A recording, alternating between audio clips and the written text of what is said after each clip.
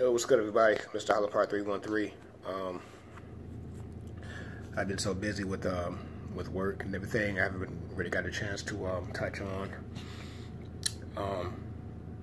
Michigan's struggles as of late, and I also want to touch on the Lions' upcoming game this Sunday, actually, against the Pittsburgh Steelers. So I'm curious to see what the bye week has done for them in terms of rest and recuperating, and see who can get back off of injuries. From my understanding, Golden Tate will still be out a couple more weeks, so that's not a good thing. But I think Kenny Golladay is coming back, so that should be a big help to the offense. And hopefully we made the necessary adjustments with a good team coming into town,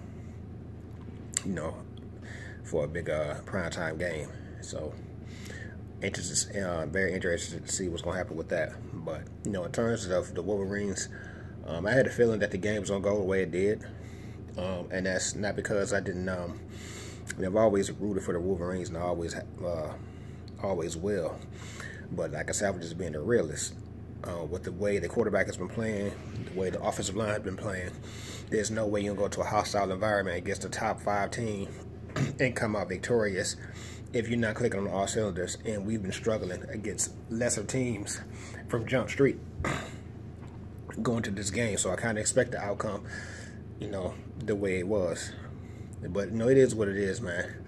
With that being said, is I'm not going to ever abandon the Wolverines. I've been a fan for as long as I can remember, and I will continue to be a fan. And that's just like the Lions, man. You just got to weather the storm. Obviously, with the Wolverines, the season's not going as we wanted it to. But at the same time, man, I'm not going to give up hope and throw in the towel and, call for Coach Harbaugh to get fired on that crazy shit, man, after his 3rd year. At this point, Wolverines just got to block out all the outside noise. You can get a lot of shit talkers.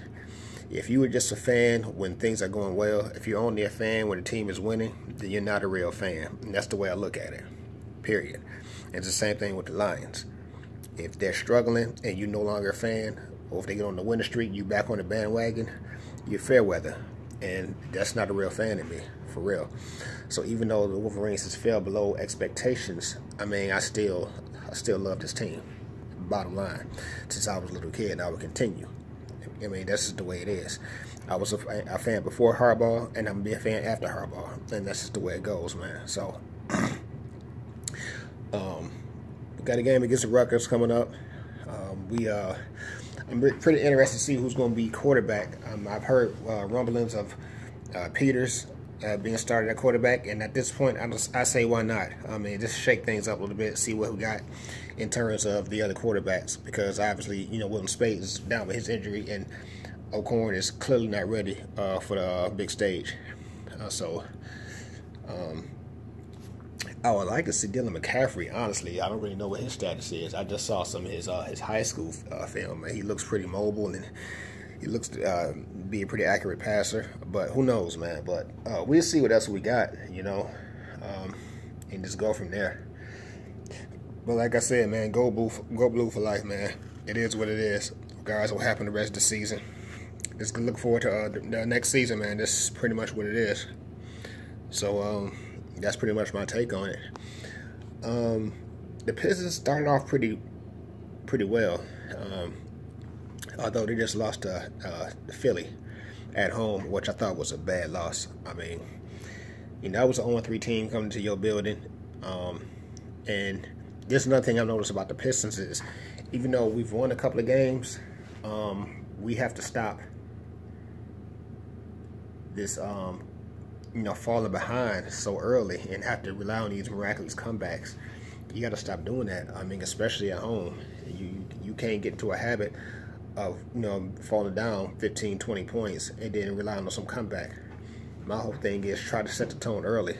I like the way Tobias Harris has been playing. It seems like